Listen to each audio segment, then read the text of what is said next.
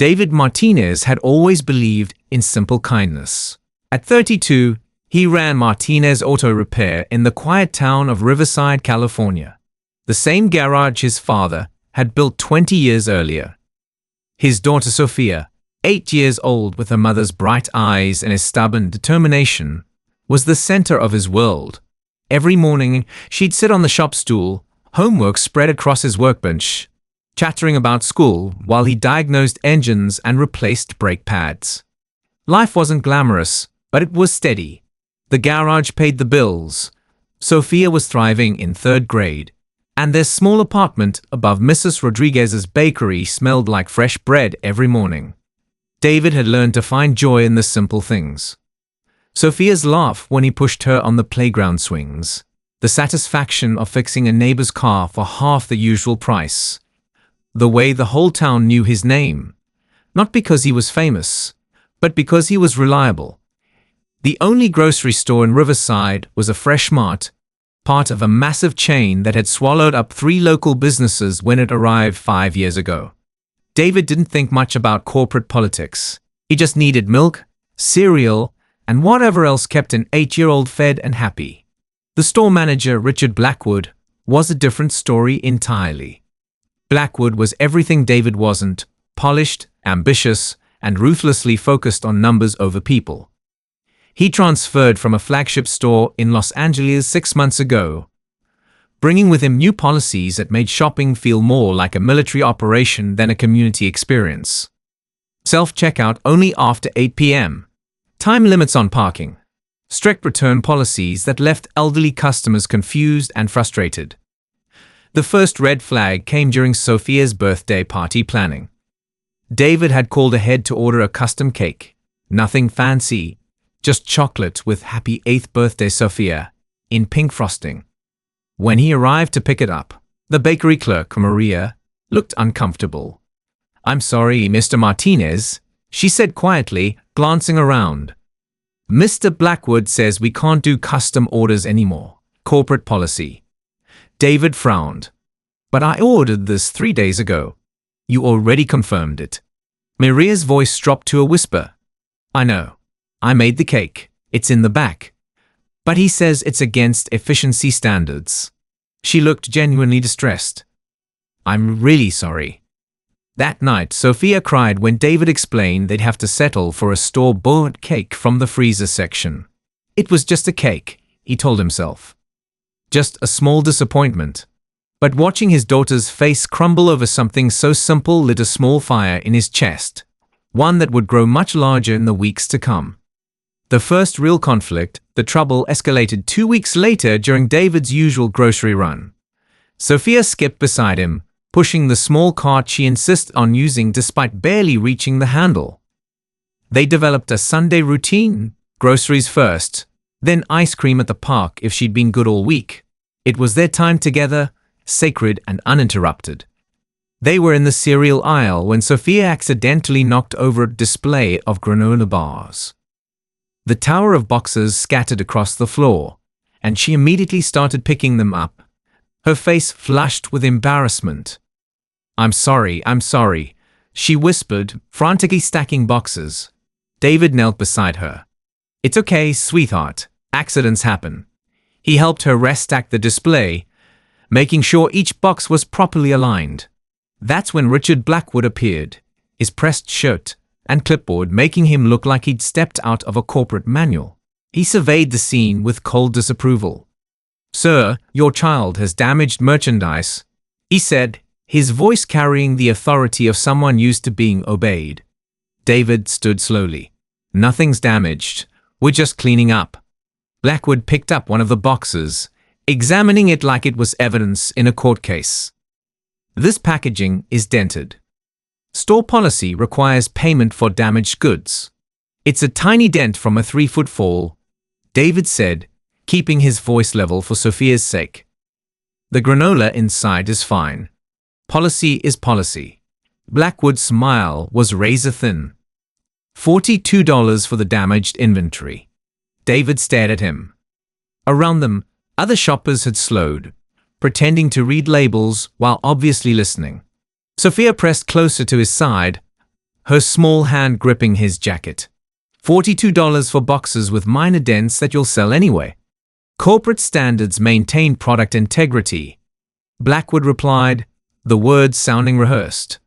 I'm sure a local businessman like yourself understands the importance of standards. The pause before local businessman was deliberate, loaded with condescension. David felt his jaw tighten, but Sophia was watching, learning how adults handled conflict. He pulled out his wallet and counted out the money, each bill feeling like swallowing glass. Daddy, Sophia whispered as they walked away. Why was he so mean? David didn't have a good answer.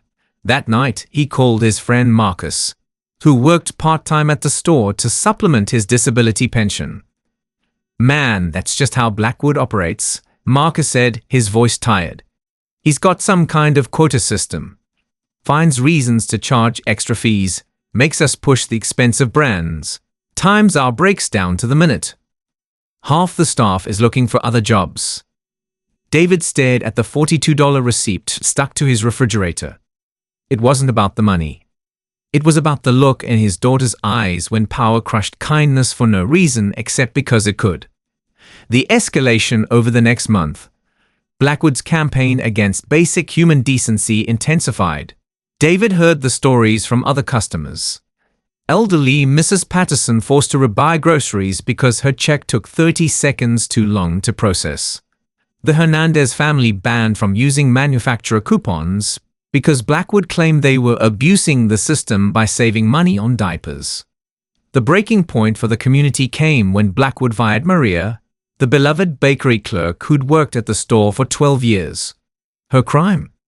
Giving free day-old bread to the food bank instead of throwing it away. Corporate waste policy, Blackwood announced to anyone who'd listen. Unauthorized distribution of inventory is theft. David found Maria crying in the parking lot after her final shift, a box of personal items in her arms. She'd been the one who remembered every kid's favorite cookie, who stayed late to finish custom birthday cakes, who knew half the town by name. I don't understand, she sobbed. 12 years. I've never even called in sick. And now they're saying I'm a thief for feeding hungry people. That same week, Blackwood implemented new efficiency measures. Shopping carts required a quarter deposit. The customer service desk closed at 6 p.m. and self-checkout became mandatory after 7 p.m., despite half the elderly customers not knowing how to use the machines.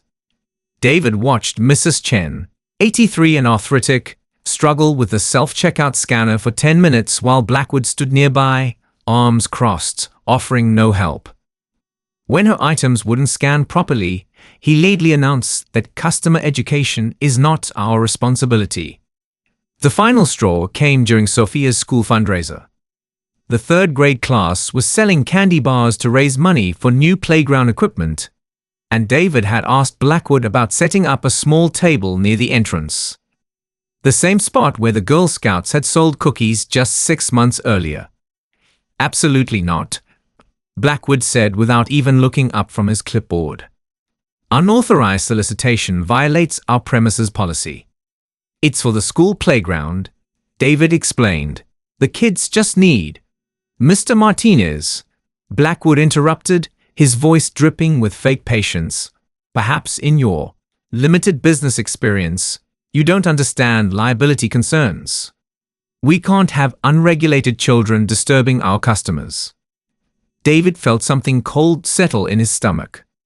The way Blackwood said, limited business experience, the casual dismissal of children as disturbances, the complete absence of community spirit, it crystallized everything wrong with the man's approach to business. That night, David sat at his kitchen table while Sophia slept, staring at the fundraiser candy bars they'd have to sell door to door instead. Outside his window, the Fresh Mart sign glowed like a corporate beacon, reminding everyone in Riverside exactly who held the power. But power, David was beginning to realize, wasn't always what it seemed. The breaking point, the final blow, came on a rainy Thursday in November. David had rushed to Fresh Mart during his lunch break, needing to grab ingredients for Sophia's class potluck the next day. She'd been excited about bringing her grandmother's flan recipe, practicing the pronunciation of ingredients in Spanish while he worked on cars that morning. The store was nearly empty, rain drumming against the windows as David quickly gathered his items: condensed milk, eggs, vanilla extract. He was checking the time, 15 minutes left on his break, when he heard shouting from the front of the store. Mrs. Rodriguez, the 70-year-old woman who owned the bakery below his apartment, stood at the customer service counter with tears streaming down her face. Her grandson Miguel, 12 years old, stood beside her with his head down, shoulders shaking. Blackwood loomed over them both, his voice loud enough to carry across the store. "Shoplifting is a serious crime, ma'am. Store policy requires calling the police." David dropped his basket and rushed over. "What's happening?" Mrs. Rodriguez looked up, her face crumpled with shame. "David, they're saying Miguel stole something." "But he didn't. I swear he didn't."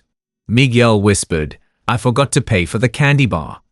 I was looking at the prices, trying to see if I had enough, and I put it in my pocket while I counted. Then Grandma called me to help her with the heavy milk, and I forgot it was there." David looked at Blackwood. "He forgot. He's 12. Can't you just let him pay for it now?" "Theft is theft," Blackwood declared, pulling out his phone. "Age is irrelevant. Zero tolerance policy. It's a 99-cent candy bar," David said, his voice rising despite himself. "The kid made an honest mistake." Blackwood's smile was arctic. "Mr. Martinez, I'm beginning to think you have a problem with authority. First questioning my business decisions, now interfering with security protocols." He stepped closer, lowering his voice, but keeping it audible to the gathering crowd. "Maybe someone who struggles to understand basic policies shouldn't be giving business advice." The words hit like a physical blow. Around them, other customers watched in uncomfortable silence as Blackwood wielded his petty authority like a weapon. Mrs. Rodriguez sobbed quietly while Miguel trembled beside her, a scared kid facing adult consequences for a child's mistake. David reached for his wallet, but Blackwood shook his head. "Too late for that. I've already initiated the protocol." That night, David sat in his garage long after closing time, tools scattered around him, hands shaking with rage and helplessness. Mrs. Rodriguez had called her son to pick up Miguel, who spent the evening terrified that police were coming for him. A 12-year-old boy, traumatized over a candy bar. David stared at the phone in his hands, knowing he had to do something but not knowing what. Tomorrow, he decided. Tomorrow, he'd figure out how to fight back. The investigation begins. David started with research. If Blackwood wanted to play by corporate rules, then David would learn every rule in the book. He spent his evenings after Sophia went to bed diving into Freshmart's corporate website, policy manuals, and customer service procedures. What he found was revealing.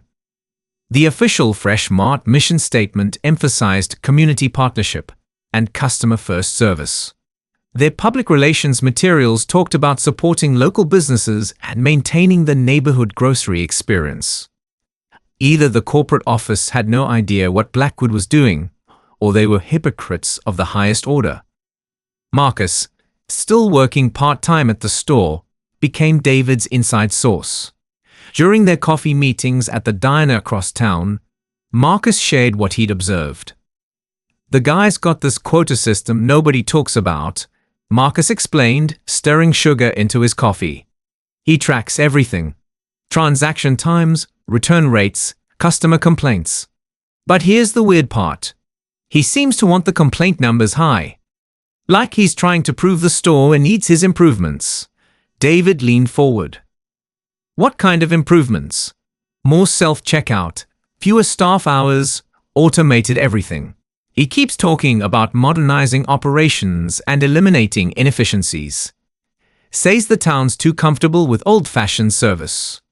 That weekend, David drove to the Fresh Mart in the next town over. The difference was striking.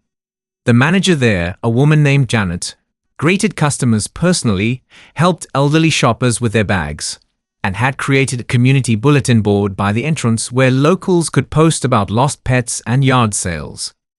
"We've always been part of the community," Janet explained when David complimented the store's atmosphere. "Corporate gives us flexibility to match local needs. They actually prefer managers who build community relationships. Better for long-term business." David's pulse quickened. Corporate prefers community involvement. Absolutely. Customer loyalty is worth more than short-term efficiency gains. Frankly, I don't understand managers who alienate their customer base. That's not sustainable business. Armed with this information, David began documenting everything. He started a private Facebook group called Riverside Community Concerns and invited trusted neighbors. Within days, stories poured in. Blackwood's arbitrary fees, his treatment of elderly customers, the firing of popular employees, his refusal to support local events. The most damning evidence came from Sarah Kim, a former Fresh Mart employee from another district who'd recently moved to Riverside. She'd worked for the company for 5 years before quitting. "What Blackwood's doing isn't corporate policy," she told David over the phone.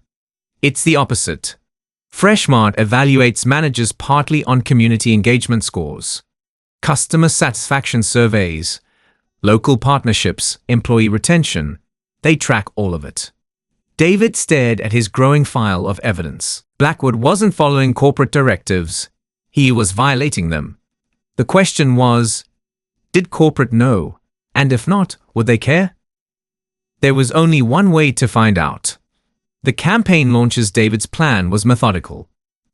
First, he needed to document everything properly.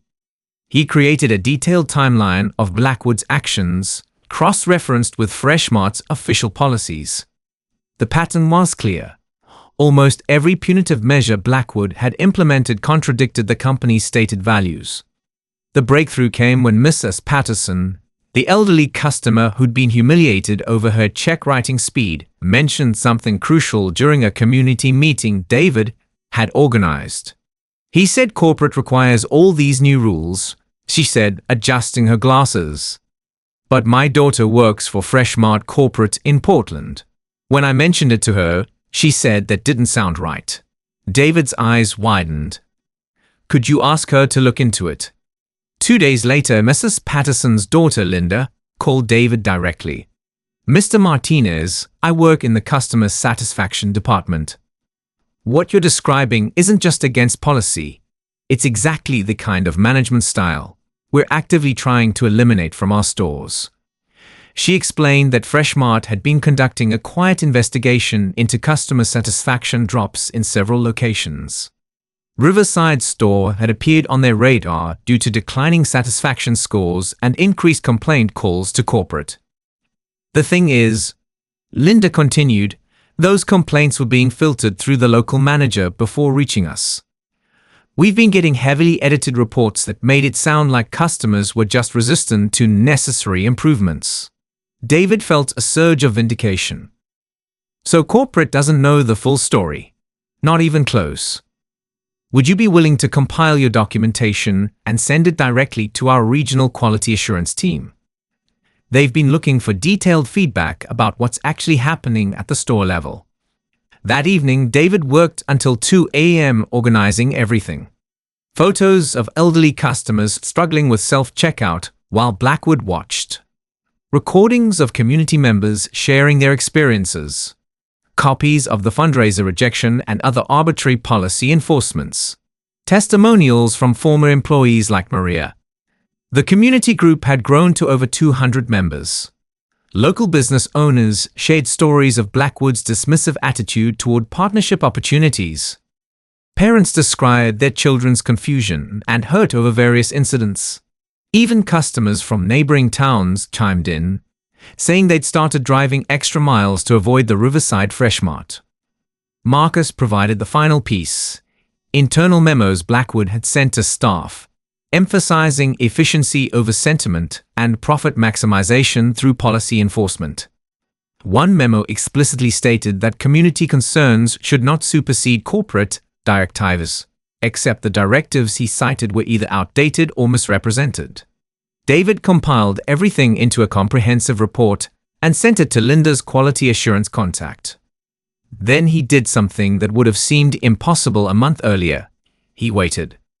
For the first time since this began, he felt like he wasn't fighting alone. The corporate machine was slow, but it was finally looking in the right direction.